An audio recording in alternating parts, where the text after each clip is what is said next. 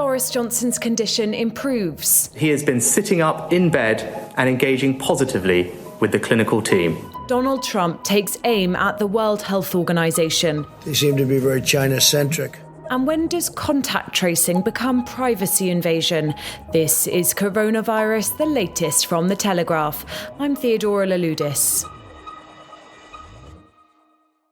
Chancellor Rishi Sunak has announced a £750 million funding boost to the charity sector as it struggles to cope with the crisis. £60 million of the total will go to Scotland, Wales and Northern Ireland. Cash grants will be given directly to charities providing key services. Bigger charities such as Oxfam and Age UK have already furloughed 2/3 of staff. But Mr Sunak said crises like this are the reason many charities exist. Those charities have never been more needed than they are now, and they've never faced such a sudden fall in their funding. We all know who they are. Those small charities in our villages, our market towns, in pockets of our cities. The unsung heroes looking after the vulnerable and holding together our social fabric. The Chancellor also confirmed that Boris Johnson's condition is improving after 2 nights in intensive care. He said he was sitting up and engaging with his doctors at St Thomas's Hospital in London. It comes as a record 938 daily deaths were reported in UK hospitals. Dr Larissa Calder is an intensive care doctor treating coronavirus patients in South London. She says she never envisaged working in a situation like this. We want to help, we want to make a really big difference. And when we all took our Hippocratic Oath all those many years ago, never in a million years did we think it was going to be put to this ultimate test. And now it is being. We're seeing a huge number of cases. Every single bed in our intensive care unit is filled. Most of the patients are on ventilators.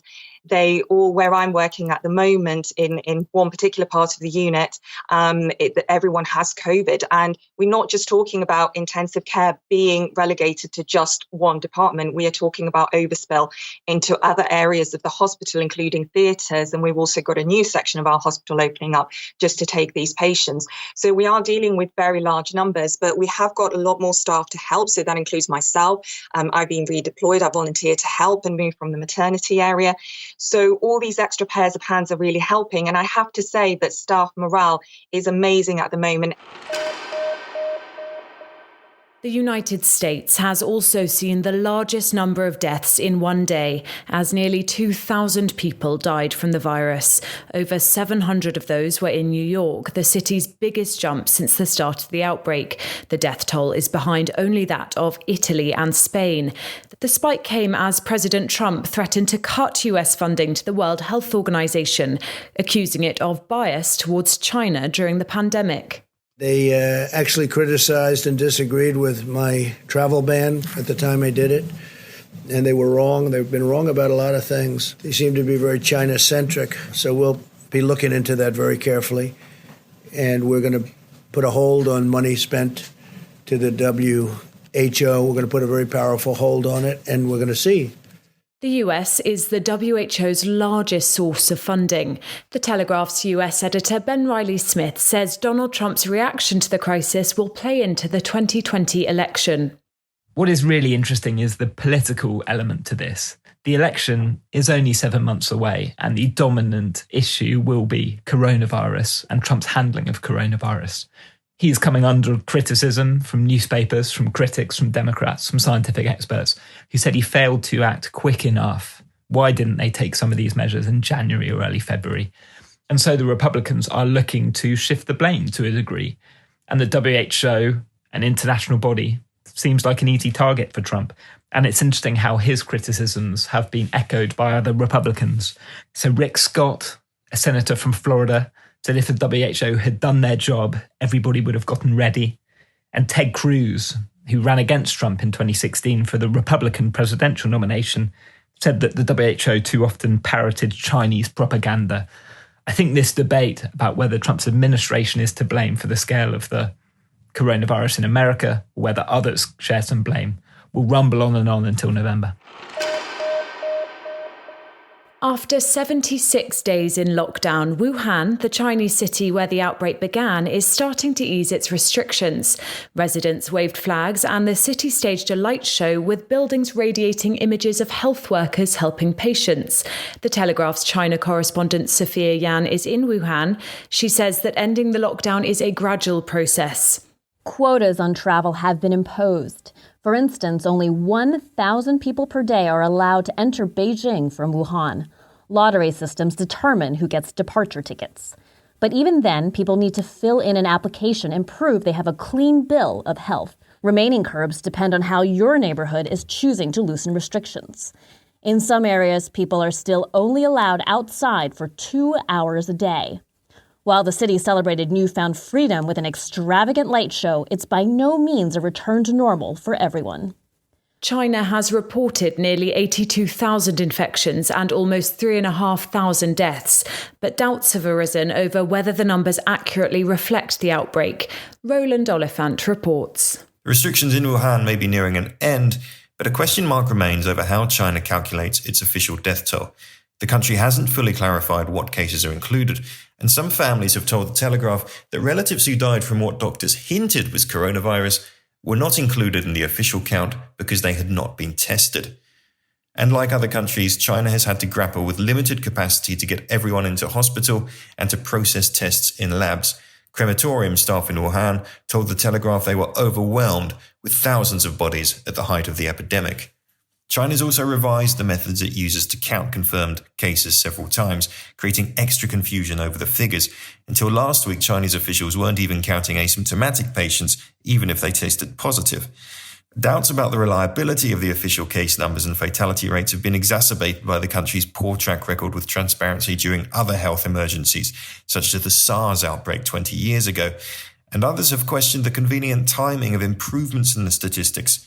The figures started to get better just as Xi Jinping declared victory in the People's War against the virus. Could those pressures have led Chinese officials to underestimate the size of the challenge? Well, some foreign governments certainly seem to think so. Treating, testing, tracing. Until a vaccine's developed, governments around the world are deploying the 3 T's as a way out of the crisis. In countries like South Korea, which has managed to keep the number of confirmed cases to 10,000, contact tracing using CCTV, financial records and conducting interviews means they've been able to determine who's been in touch with infected people. On Monday, one of the UK government's top advisors said mass testing and contact tracing would almost certainly replace current restrictions once the number of cases had fallen substantially. In the UK, contact tracing is likely to be less invasive, relying on GPS data from mobile phones to analyse who's been where and when. Even so, privacy remains an issue. But now, anti-money laundering technology may provide a new way to track the virus without mass privacy infringement. Harry de Ketteville has more. About a decade ago, a group of computer scientists refined a concept called homomorphic encryption. Basically, it allows encrypted data to be analysed without ever being decrypted. That sounds strange, but imagine, for example, that after the lockdown is lifted, 100 people go to hospital reporting COVID symptoms. The government might turn to a telecoms company, say Vodafone, to find out where those people have been over the last 2 weeks, using the location data from their mobile phones. Homomorphic encryption would allow the government to send that list of 100 names to Vodafone, and Vodafone to trace where they've been, without Vodafone knowing who was on the list in the first place. Moreover, when the government asked to find anyone who had come into contact with those 100 people, the system would allow it to get the list without having to access the whole population's location data.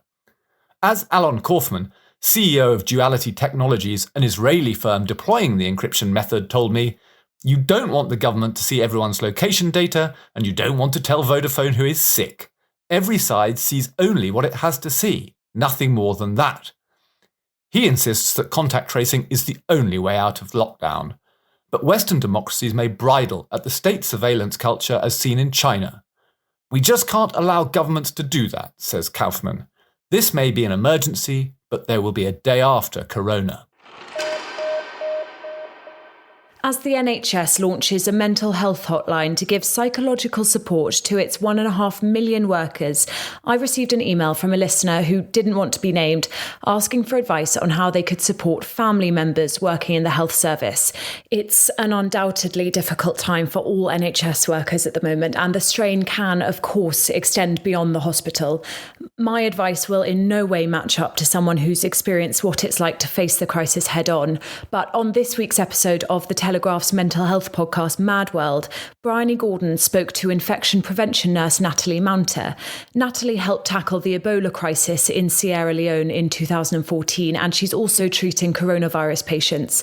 She says helping health workers can be as simple as allowing them to talk about something else. We're working really, really long hours at the moment, and it's all day, every day. We're saying the word coronavirus or COVID-19 like 100 times an hour. It's all we're talking about. And sometimes I feel like, being a person who's got specialist knowledge about infectious diseases, a lot of people outside of my work, a lot of friends and family ask me lots of questions about the virus. And actually that almost sometimes feels like an extra burden. Of course, I want to support everyone as much as I can. But I think just being aware that those people sometimes need to just also have a normal life and talk about different things. You can listen to the full episode of Bryony Gordon's Mad World. It's out now wherever you get your podcasts.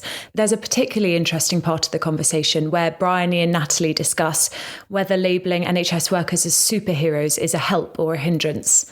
I'll put the link in the show notes to this episode, as well as details of how you can get a 6-month subscription to the Telegraph for free if you work for the NHS. It's really the least we can do.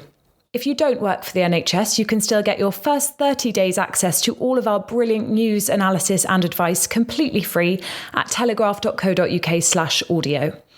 If you have a question you'd like one of our journalists or experts to answer, send me a voice note and you might even hear your voice on the show. The address is coronaviruspodcast at telegraph.co.uk. This is Coronavirus, the latest from The Telegraph. I'm Theodora Louloudis, and I'll be back on Thursday evening with another update.